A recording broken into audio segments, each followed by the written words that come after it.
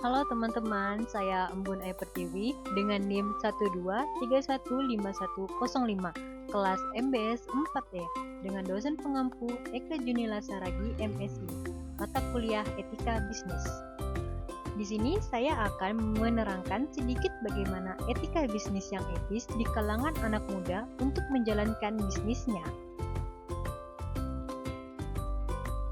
Baiklah, apa itu etika bisnis kawan-kawan?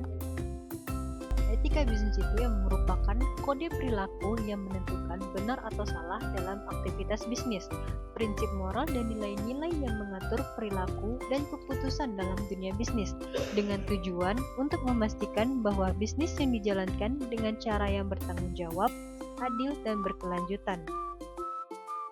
Dengan tujuan menciptakan lingkungan bisnis yang positif, adil, transparan, dan bertanggung jawab, juga meningkatkan kepercayaan, reputasi, resiko, dan kinerja.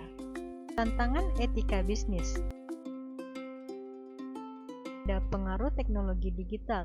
Teknologi yang memudahkan anak muda untuk melakukan tindakan tidak etis seperti penipuan online atau penggunaan data pribadi tanpa izin. Kurangnya pemahaman, belum memahami pentingnya etika bisnis dan konsekuensi dari tindakan tidak etis. Persaingan ketat, merasa tekanan untuk mencapai target sehingga melakukan praktik tidak etis demi keuntungan cepat. Lingkungan tidak mendukung, bekerja di lingkungan yang tidak mendukung etika bisnis sehingga dapat mempengaruhi perilaku mereka. Kurangnya pengalaman, belum memiliki pengalaman yang cukup dalam menghadapi situasi bisnis yang kompleks. Nilai-nilai etika bisnis. 1. Transparansi, memudahkan menyediakan informasi yang jelas dan akurat tentang bisnis kepada semua pihak yang berkepentingan. 2. Tanggung jawab, mengambil tanggung jawab atas tindakan dan keputusan yang diambil dalam bisnis. 3. Penghormatan, menghormati hak dan kepentingan semua pihak yang terkait. 4. Kemitraan, membangun kemitraan yang saling menguntungkan dengan semua pihak yang terkait. 5. Kepatuhan hukum, mematuhi hukum dan peraturan yang berlaku dalam menjalankan bisnis. 6. Kejujuran, perkataan dan tindakan yang didasarkan dengan kejujuran. 7. Keadilan, memastikan semua pihak yang terkait diperlakukan dengan adil dan tidak ada diskriminasi.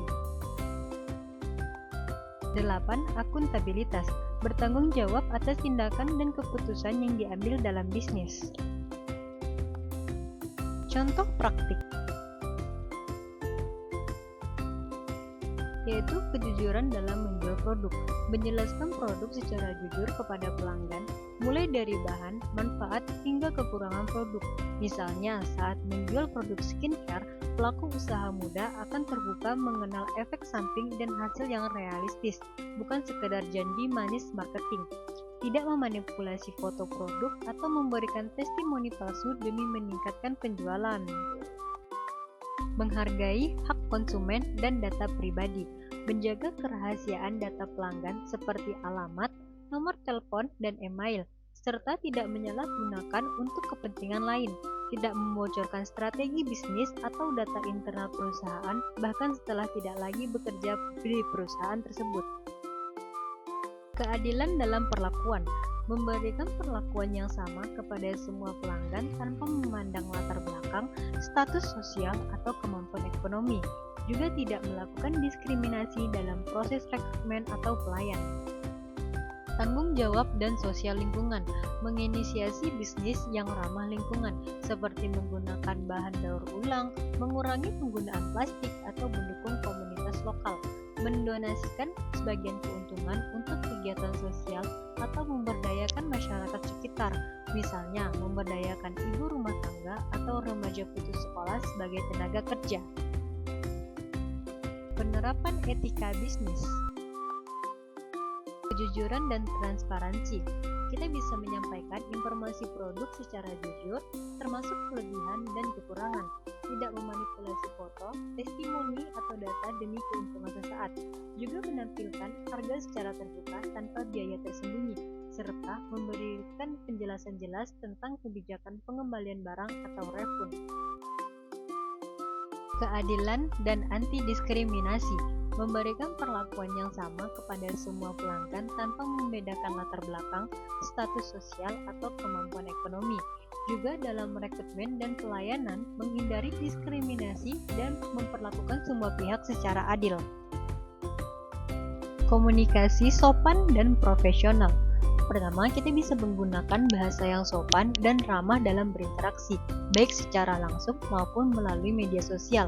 Juga kita bisa menepati janji dalam pengiriman barang, deadline proyek, dan komitmen klien kepada pelanggan atau mitra bisnis.